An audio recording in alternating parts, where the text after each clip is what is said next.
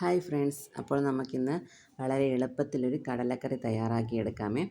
ഉള്ളിയൊന്നും വഴറ്റാൻ നിൽക്കേണ്ട. ഉള്ളിയൊന്നും വഴറ്റാതെ തന്നെ നമുക്ക് പെട്ടെന്ന് തന്നെ തയ്യാറാക്കിയെടുക്കാമേ കടലക്കറി. അപ്പോൾ അതിനായിട്ട് കുറച്ച് കടല എടുത്ത് തലേ ദിവസം രാത്രിയിൽ വെള്ളത്തിലിട്ട് വെച്ചിട്ടുണ്ട്. ഒരു 7-8 മണിക്കൂർ വെള്ളത്തിൽ കിടന്ന് നല്ല കുതിർന്ന് റെഡിയായി വരണം. ഇതുപോലെ നമ്മുടെ കടലയൊന്നും കുതിർന്ന് വന്നിട്ടുണ്ട്. അതിനായിട്ട് ആവശ്യത്തിന് 2 സവാള, 1 തക്കാളി, 2 പച്ചമുളക് എടുത്തിട്ടുണ്ട്. കൊച്ചുള്ളി ആയാലും കുഴപ്പമൊന്നുമില്ല. കൊച്ചുള്ളി നല്ല ടേസ്റ്റാണ്. കൊച്ചുള്ളി എടുത്താലും കുഴപ്പമില്ല. ഇഞ്ചിയും വെളുത്തുള്ളിയും ചേർക്കുന്നവർക്ക് അതും കൂടി ചേർക്കാം കേട്ടോ. ഞാനത് എടുത്തിട്ടില്ല. ഞാൻ സവാളയും തക്കാളിയും പച്ചമുളകും എടുത്തിട്ടുണ്ട്.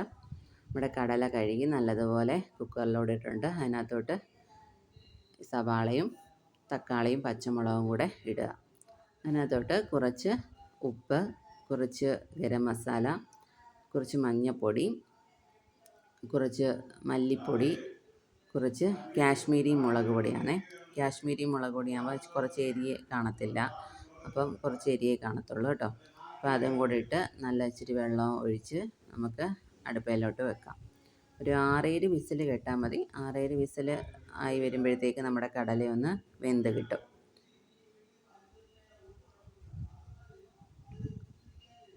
ഞാൻ ഈ കടലയ്ക്ക് കൊഴുപ്പ് കിട്ടാൻ വേണ്ടി, കടലക്കറി കൊഴുപ്പ് കിട്ടാൻ വേണ്ടി കുറച്ച് കടല എടുത്തിട്ട് ഞാൻ മിക്സിയിലോട്ടിട്ട് അടിക്കുന്നുണ്ട് കേട്ടോ.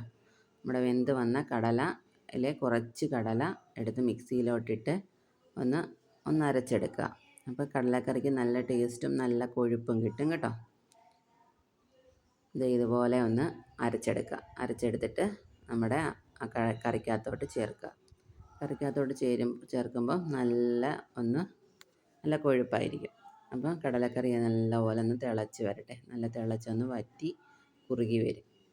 അപ്പോഴത്തേക്ക് നമുക്ക് കടുക് വറുത്തൊഴിക്കാം. അതിനകത്തോട്ട് കടുക് വറുക്കാനായിട്ട് ഒരു പാൻ എടുത്ത് വെക്കുക. അതിനകത്തോട്ട് കുറച്ച് വെളിച്ചെണ്ണ ഒഴിച്ചു. 2 കൊച്ചുള്ളി ഇട്ടു. കുറച്ച് കടുകും ഇട്ടു. കുറച്ച് കറിവേപ്പിലയും കൂടെ ഇട്ടിട്ട് നമുക്ക് അതിനകത്തോട്ടൊന്ന് കടുക് വറുത്തൊഴിക്കാം. അപ്പം നല്ല ടേസ്റ്റി ആയിട്ടുള്ള നമ്മുടെ കടലക്കറി ഇവിടെ റെഡി ആയിട്ടുണ്ട്. അപ്പത്തിൻ്റെയും ദോശയുടെയും പുട്ടിൻ്റെയും ഇഡലിയുടെയും എല്ലാം കൂടെ കഴിക്കാൻ പറ്റിയ നല്ല സൂപ്പർ ടേസ്റ്റി ആയിട്ടുള്ളൊരു കടലക്കറിയാണ്. അപ്പോൾ എല്ലാവരും ഇതുപോലെ ഒന്ന് ചെയ്ത് നോക്കുക.